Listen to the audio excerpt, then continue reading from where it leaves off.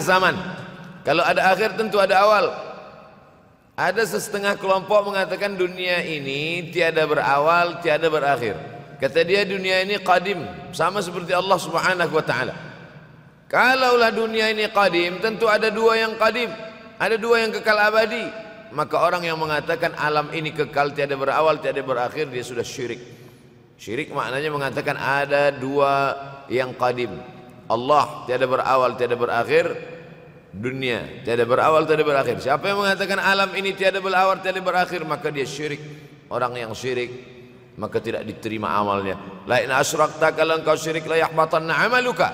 Kalau engkau syirik maka seluruh amalmu akan gugur, tak bernilai di hadapan Allah Subhanahu wa taala.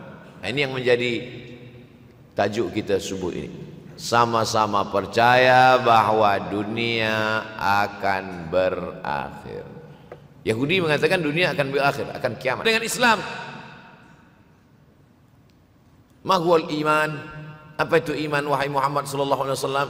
Antu'mina billah, percaya kepada Allah, wa malaikatihi, percaya kepada malaikat, wa kutubihi, percaya kepada kitab-kitab, wa rusulihi, percaya kepada rasul-rasul, wal yaumil akhir, percaya bahwa dunia ini akan berakhir. Wa tu'mina billah wa tu'mina bil qadri khairihi wa syarrihi, engkau percaya kepada takdir baik dan takdir buruk. 6. Siapa yang tidak percaya kepada rukun iman yang 6, maka dia tidak lagi diakui sebagai umat Muhammad sallallahu alaihi wasallam. Menjelaskan tajuk kita subuh ini, fitnah, terjadi banyaknya siksa-siksa akhir zaman, di ujung zaman, menunjukkan dulu ada awal zaman, sekarang ada akhir zaman. Ada awal masa dunia, kita sekarang sudah berada di ujung dunia. Manakala Nabi Muhammad SAW Isra dan Mi'raj, dia melihat dalam perjalanan Isra Mi'raj itu ada seorang perempuan tua yang sedang bersolek.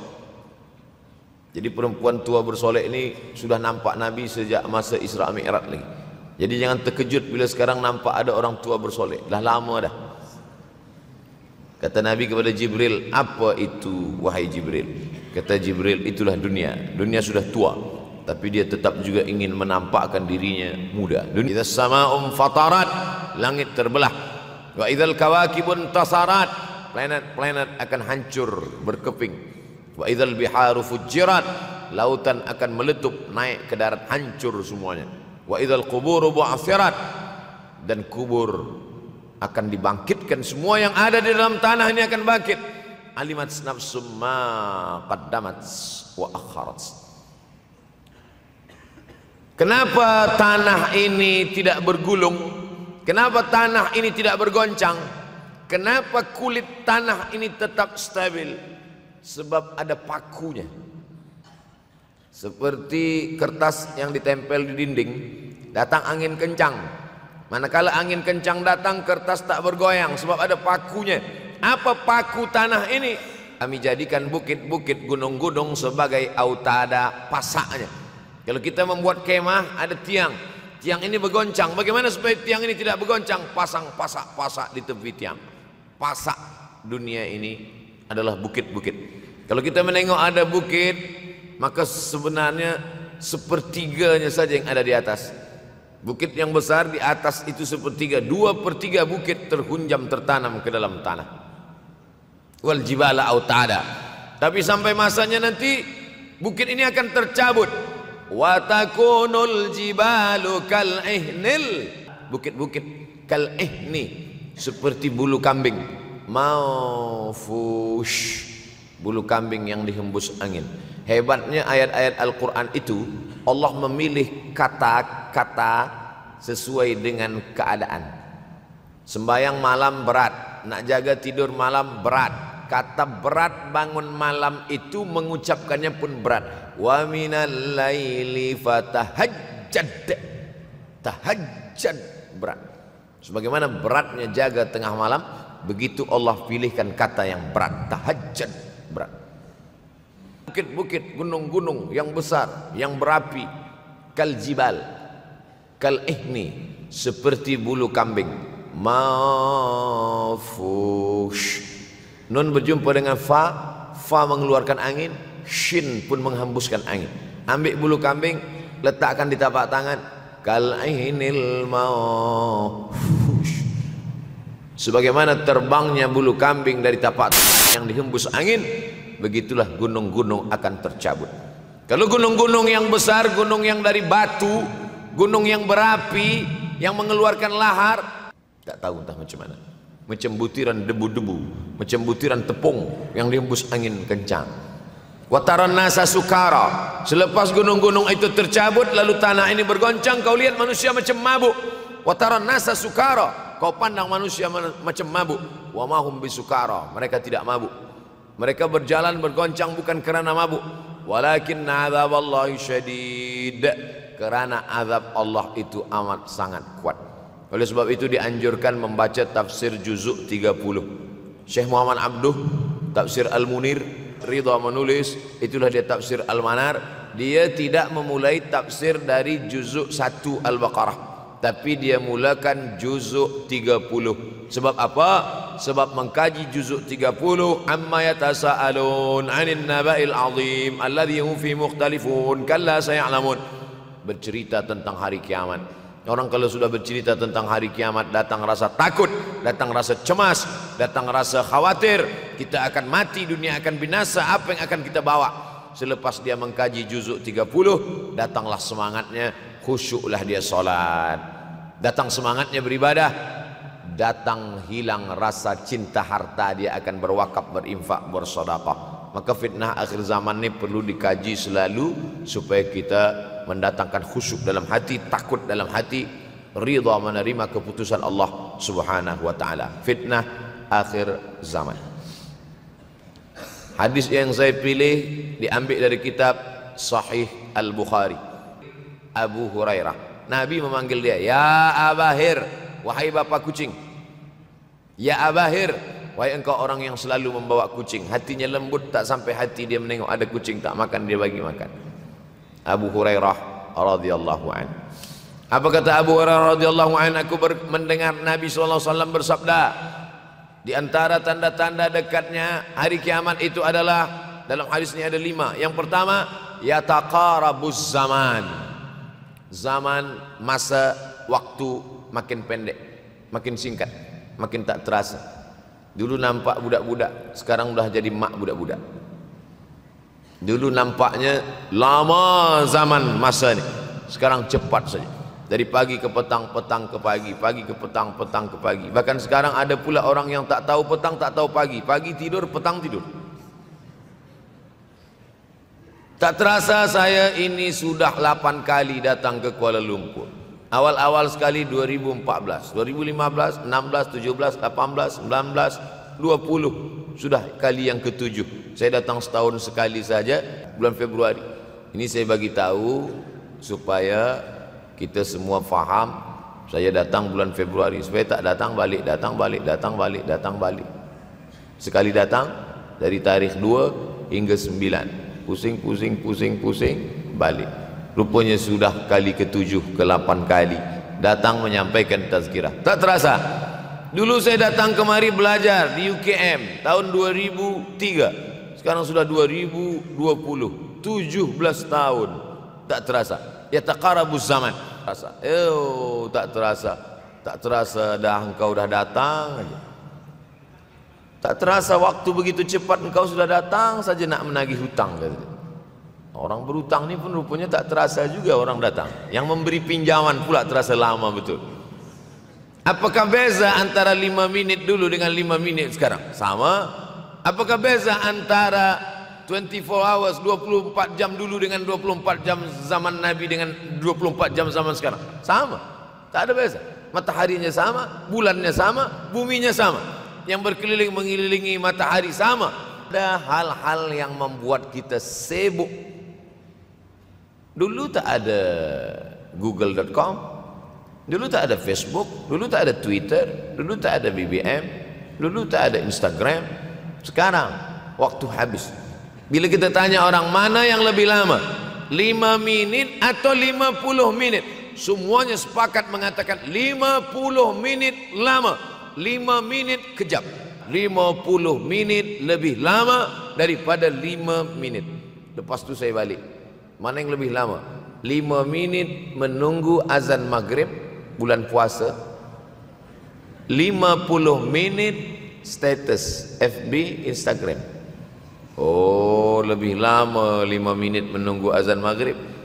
5 menit menunggu azan maghrib bulan puasa macam-macam mati jam. 50 menit hilang waktu tak terasa. Itu menunjukkan hadis Nabi, makin kuat keyakinan saya, makin kuat iman saya, makin hilang keraguan saya bahwa yang berbicara ini bukan manusia biasa, tapi dia dapat wahyu dari Allah. Wa ma yantiqu anil hawa in huwa illa wahyun yuha, melainkan wahyu dari Allah Subhanahu wa taala. Yataqarabuz zaman, masa begitu cepat berlalu tak terasa. Sebulan seperti sepekan, sepekan seperti sehari, sehari seperti sesaat. Akhirnya kita pun kehilangan waktu, habis. Saya Ustaz Abdul Somad, memang zaman ini tak terasa, cepat betul. Rasa-rasa kejap, dah bulan Ramadan. Begitu cepatnya masa berlalu. Maka jangan sampai saya semakin saya baca hadis ini, semakin kuat keyakinan saya bahwa Nabi Muhammad sallallahu alaihi wasallam mendapat wahyu dari Allah Subhanahu wa taala, semakin kuat keyakinan dan keimanan. Kenapa? Seandainya Nabi berkata zaman nanti di akhir zaman itu semakin cepat, semakin dekat, semakin berlalu tak terasa, tapi kemudian zaman yang kita lalui tak sama seperti yang dikatakan Nabi. Mungkin datang juga keraguan dalam hati, betulkah ini? Tapi ternyata 1441 tahun lampau. Masya Allah, tabarakallah. Hari inilah ditemukan internet, hari ini datang television, hari ini datang WhatsApp, hari ini datang yang melalaikan kita daripada Allah Subhanahu wa taala. Sehingga waktu datang sembang-sembang, cerita-cerita, tengok ini, update ini, tulis ini, tengok ini, pandang ini, habis waktu berlalu. Padahal waktu inilah yang akan ditanya oleh Allah Subhanahu wa taala. 6 kali Allah bersumpah demi waktu. Terbit fajar, wal fajri wa layalin ashr, masuk waktu subuh. Was subhi idza tanaffas, masuk waktu duha. Wadduha wal laili idza saja, wan nahari idza tajalla, masuk waktu asar. Wal asri innal insana lafi khusr, masuk waktu malam. 2 kali Allah bersumpah demi waktu malam. Wal laili idza saja, wal laili idza yaghsha. Kenapa hadis ini yang Ustaz bahaskan? Kami nak mendengar hadis tentang Dajjal dah lahir atau belum? Dajjal dah hadir. Mana bukti Dajjal dah hadir? Bila kurma baisan tidak berbuah, Dajjal dah nak datang. Kurma baisan sekarang sudah berkurang, tak berbuah. Lalu kemudian apa lagi? Ain Zughar, mata air dari Ain Zughar sudah kering. Sudah kering. Oleh sebab itu, tapi manakala dulu datang Habib Umar bin Hafiz, saya hadir majelis itu, adalah seorang bertanya, Habib, ya, Imam Mahdi dah lahir atau belum? Saya tengok, kata dia, kita tak perlu mencari-cari dia dah lahir atau belum, kampung dia di mana, dia lahir di hospital mana, dia tak perlu. Yang perlu kita siapkan adalah iman dan takwa, pengetahuan kita, supaya kita jangan sampai terkecoh, supaya kita boleh membezakan mana hak, mana batil, mana betul, mana salah, mana lurus, mana bengkok, mana hitam, mana putih. Sehingga dengan istiqomahnya kita beribadah ini, makanya tadi sebelum salam kita berkata, Allahumma inni a'udzubika min azabi jahannam wa min azabil qabri wa min fitnatil mahya wal mamat wa min syarri fitnatil masihid dajjal. Membaca, menghafaz 10 ayat di awal surah Al-Kahfi. Siapa yang menghafaz 10 awal ayat, hadis lain mengatakan 10 akhir, 10 awal 10 akhir, elok dua-duanya. Tapi Masya Allah, tabarakallah, anak-anak kita yang pakai jubah yang menghafaz 10 awal 10 ujung, dari awal sampai ujung dia hafaz, 30 juzuk dia hafaz. Mudah-mudahan anak-anak kita penghafaz Al-Quran. Allahumma ja'al abna'ana wa banatina min huffazil Quran wal hafizat. Jadikan anak-anak kami menjadi para penghafaz Al-Quran ya Allah, supaya selamat dia daripada fitnah Al-Masih Ad-Dajjal. Tapi saya pilihkan hadis tentang yang 5 ini. Dengan 5 ini kalau kita amalkan, insya Allah Allah akan selamatkan kita dari fitnah akhir zaman ini. Yang pertama, manfaatkan waktu, kerana waktu di akhir zaman ini yataqarabuz zaman, kerana waktu semakin dekat tak terasa, hilang, berlalu. Maka isilah waktu ini dengan ibadah. Jangan sampai ada waktu yang kosong. Duduk sejenak kosong berselawat, Allahumma salli ala sayyidina Muhammad wa ala ali sayyidina Muhammad. Duduk salat duha walau 2 rakaat. Sempat-sempatkan sebelum tidur malam solat witir 3 rakaat supaya tidur kita sentiasa dalam wudu dan kita sempat solat witir. Andai mati kita malam itu, insyaallah mati dalam keadaan husnul khatimah. Usolli sunnatal witri 3 rakaatin lillahi ta'ala. Nanti malam jaga tidak witir lagi, hanya tahajud saja. Sempat-sempatkan solat tahajud. Selepas solat wudu, solat sunat taubat. Solat sunat taubat rakaatain lillahi ta'ala. Selepas solat sunat taubat, solat sunat hajat. Solat sunat al-hajat. Selepas itu barulah solat sunat tahajud 8 rakaat. Nak tambah lagi 10, 12, 14 elok, tak salah, karena dia tiada batasan. Adakah sahabat Nabi yang melakukan ini? Ada. Qatadah bin Nu'man dari selepas Isya sampai azan subuh menghatamkan Al-Quran dalam tahajud mereka. Maka bahkan ada imam yang disebut dengan as-sajjad kerana banyak sujud kepada Allah Subhanahu wa ta'ala. Kerana akhir zaman ini godaan begitu besar. Dulu orang tengah malam tahajud, jam 2 malam, jam 3 malam dia bangun. Kerana dia membaca hadis sab'atun yudhilluhumullah. Ada 7 golongan yang mendapatkan naungan Allah. Yauma la dhilla illa dhilluh. Zakarallah, dia berzikir mengingat Allah khalian di tengah malam, tak ada manusia. Fafadat ainahu, menetes air mata. Maka yang pertama ini, jangan sampai kita kehilangan waktu, kerana waktu kasaif. Waktu ini seperti pedang. Illam taqta'hu qata'aka. Kalau tidak kau patahkan dia, kalau kau dapat pedang, patahkan. Sebab kalau tidak kau patahkan, dia yang akan memotong engkau, mematahkan tulang-tulang sudah kau pakai. Inna sam'a, pendengaran, wal basar, penglihatan, wal fuad, hati, kullu ulaika kana anhu mas'ula. Semua akan disoal, semua akan diminta tanggung jawab di hadapan Allah. Kemana waktu yang sudah aku bagi dulu engkau pakai? Yang pertama nanti ditanya, la tazulu qadama 'abdin yaumal qiyamah. Kaki anak Adam tidak akan bergeser, tidak akan beralih dari tempat tegaknya pada hari kiamat hatta yus'al, sampai dia disoal, sampai dia ditanya. La tus'alunna yauma idzin 'anin na'im. Banyak yang akan ditanya nanti, tapi Nabi bagi tahu di antara yang akan ditanya dari sekian banyak nikmat itu 4. Yang pertama, an umrihi fima afnah. Umur kemana engkau habiskan? Hari ini ada anak-anak muda belia umurnya 17 tahun. 17 tahun habis menghafaz Al-Quran. 17 tahun habis iktikaf dalam masjid. 17 tahun habis. 17 tahun habis.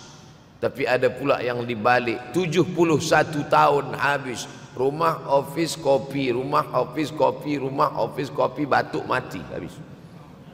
Apa yang dapat kita bawa menghadap Allah SWT? Yang pertama, yataqarabuz zaman. Yang kedua adalah wa yanqusul ilmu. Ilmu semakin berkurang.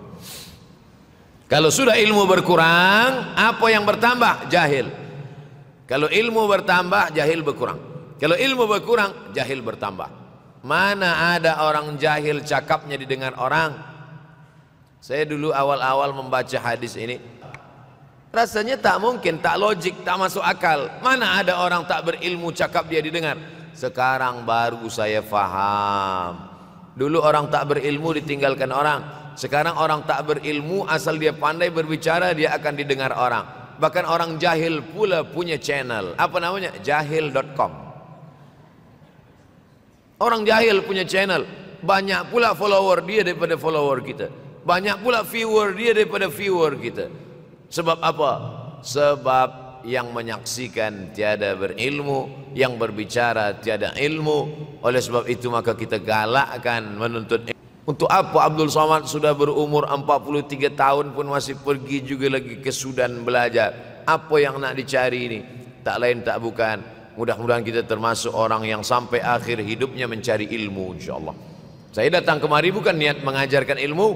Saya datang ke Malaysia tetap niatnya belajar mencari ilmu. Man salaka tariqan, siapa yang melangkahkan kaki melalui suatu jalan, yaltamisu fihi ilman, siapa yang melalui suatu jalan niatnya untuk mencari ilmu, sahalallahu lahu bihi tariqan ilal jannah, dimudahkan Allah jalannya menuju surga. Allah kalau mencabut ilmu bukan macam mencabut pokok kayu dari tanah. La yantazul ilmu intizan. Allah tidak mencabut ilmu macam mencabut pokok kayu dari tanah hingga ke akarnya, tidak. Lalu bagaimana ilmu ini dicabut? Biqabdil ulama, dengan matinya ulama maka habislah ilmu. Meninggal Imam Syafi'i berkurang ilmu, meninggal Imam Nawawi berkurang ilmu, meninggal Imam Fulan berkurang ilmu. Maka yang hadir adalah al-juhala. Yang lebih menakutkan lagi adalah al-juhala bi thawbil ulama, orang jahil dengan pakaian ulama. Quran membacakan hadis Nabi, menyampaikan fatwa ulama. Tak pernah saya berceramah, bertausiah menurut saya. Siapa saya? Siapa kita? Syafi'i manusia, saya manusia. Syafi'i boleh berfatwa, saya juga boleh berfatwa. Imam Syafi'i berfatwa, Al-Quran 30 juzuk dalam kepala dia. Kita juzuk 30 pun kadang-kadang hilang. Imam Syafi'i balik dari masjid ke rumah, dia tutup telinga. Datang orang bertanya, Syafi'i, ya, kenapa engkau tutup telinga? Sebab bila aku dengar dari masjid ke rumah, semua yang aku dengar masuk tu semua aku ingat. Aku takut dia ingat di dalam, maka aku tutup. Oh, Ustaz mengejek kami, enggak. Jangankan yang mendengarkan, yang bercakap pun tak ingat. Nasib baik datang orang Jepun mengingatkan kita. Nah, ini nama dia Sony. Manusia ini lupa. Oleh sebab itu maka yang kedua akhir zaman, wa yanqusul ilmu, ilmu makin kurang makin kurang. Maka bersyukur anak-anak yang dimasukkan ke rumah tahfiz. Kalau ada rumah tahfiz di kampung biasa, kalau ada rumah tahfiz di desa, dusun biasa, tapi ada tahfiz di tengah Quran. Siapa yang mewakafkan rumah tahfiz? Siapa yang memberikan beras? Siapa yang memberikan duit? Siapa yang memberikan belanja? Siapa yang mengirimkan ustaz? Masya Allah, tabarakallah. Maka ini semua mudah-mudahan kita istiqamah semuanya insyaallah. Supaya apa? Supaya lahirlah anak-anak kita yang alim, berilmu. Karena ini makin banyak orang jahil, alftau bi ghairi ilmin, memberikan tazkirah fatwa tanpa ilmu, dhalla wa adalla, dhallu wa adallu, sesat, menyesatkan. Kalau setakat sesat saja, ini sudahlah sesat, menyesatkan. Na'udzubillah. Masuk yang ketiga. Yang ketiga adalah habisnya ilmu-ilmu ini semua dicabut oleh Allah Subhanahu wa taala. Lalu kemudian setelah ilmu dicabut Allah Subhanahu wa taala, wa yulqas syuh. Wa may yuqas sin dengan hak kecil. Wa may yuqas nafsihi fa ulaika humul muflihun. Siapa yang selamat daripada sifat syuh, itulah orang yang beruntung. Hayya 'alal falah. Mari kita menuju keberuntungan, kemenangan. Siapa orang yang menang? Selamat daripada sifat syuh. Ada orang menerjemahkan syuh ini pelit, bakhil. Bakhil ini, bakhil tidak ingin memberikan uangnya untuk orang lain. Itu bakhil. Dia ada uang 10 ringgit. Uang itu hanya dia makan saja. Dia tak mau walaupun setengah sen kepada orang lain. Itu namanya bakhil. Kalau syuh ini, duit dia simpan, duit orang pula dia makan. Nah, itu syuh. Jadi lebih parah lagi. Oleh sebab itu kalau sudah ilmu ini dicabut, orang menjadi jahil, maka datang penyakit syuh yang ketiga. Apa itu syuh? Hubbud dunya, hubbul mal, wa tuhibbul mala hubban jamma. Engkau semuanya sampai tak meleleh, tak menetes walaupun satu tetes. Akhirnya mereka inilah pendusta-pendusta agama. Ara'aital ladzi yukadzibu biddin. Tahukah kamu siapa itu yang mendustakan agama? Fadzalikal ladzi yad'ul yatim. Mereka itu yang membiarkan anak yatim. Wala yahuddu ala ta'amil miskin. Dia tidak mempedulikan makanan orang miskin. Itulah mengapa Sultan Turki, Sultan Muhammad Al-Fatih, Sultan Abdul Hamid. Coba tengok gambar Sultan Muhammad Al-Fatih, Sultan Abdul Hamid Turki dulu. Sorban dia besar-besar. Saya dulu terkejut, lama saya tengok, kenapa sorban orang Turki ini besar-besar. Lama-lama saya baca, rupanya sorban orang Turki itu kain kafan. Tuan-tuan balik dari sini beli kain kafan 2 meter, ikatkan kepala, bawa sembahyang supaya ingat mati. Peringatan bagi orang-orang yang tertipu.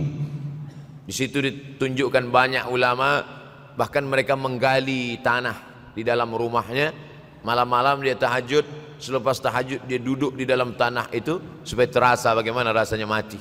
Gali tanah 2 meter, masuk ke dalam. Tapi kalau nak buat itu kita saja dengan Allah. Jangan pula banyak juga orang sekarang udah gali tanah masuk ke dalam streaming pula. Hai guys, nak rasakan mata, mana boleh terasa. Kita saja masuk ke dalam, rasakan macam mana rasa. Sebab kalau cakap saja, marilah kita ingat mati, takutlah kita pada mati. Mati nanti kalau ada orang mati meninggal dunia, masuk kita ke dalam, kita sambut jenazah, kita letakkan, kita duduk, rasakan. Ketika Fatimah meninggal, Fatimah emak Sayyidina Ali meninggal, Nabi masuk ke liang lahat. Masuk Nabi ke liang lahat, Nabi berdoa di dalam. Ketika Utsman bin Maz'un meninggal, Nabi masuk ke dalam, Nabi pegang jenazah Utsman bin Maz'un, meleleh air mata Nabi turun ke misai, turun ke janggutnya, turun menetes sampai ke bawah. Merasakan bagaimana rasanya di dalam. Dulu saya pernah berjumpa dengan seorang pemuda, telinga dia pakai anting subang. Tanya, macam mana cerita awak bertaubat dulu? Mak saya meninggal, Ustaz Abdul Somad. Lepas tu saya tegak di tepi kubur. Macam ada yang menolak saya dari belakang, masuk saya ke dalam. Masa masuk itulah terasa sejuk di kaki, datang rasa takut saya. Makanya kalau ada orang yang sudah kita bagi tazkirah, bagi nasihat tak juga, nanti ada orang meninggal, bawa dia agak dekat, senggolkan sikit, jatuh. Gitu caranya supaya kita terasa mati. Ini keempat. Wa tazharul fitan. Ini yang terkait dengan tajuk kita yang keempat. Wa tazharul fitan. Banyaklah fitnah, seksa. Dulu masa saya kelas 1 madrasah tahun 1990, berkumpullah kami bersama-sama dengan cikgu mengkaji masalah apa? Masalah Bosnia Herzegovina, mengamuk Slobodan Milosevic. Yusuf Al-Qardawi, bolehkah perempuan yang perempuan Bosnia yang dirogol tentara Serbia hamil, bolehkah dia menggugurkan anaknya? Kata Syekh Yusuf Qardawi, tak boleh.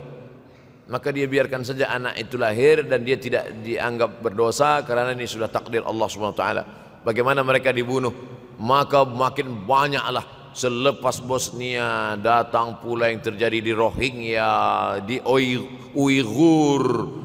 Umat Islam berkumpullah, presiden-presiden negeri Islam di Kuala Lumpur.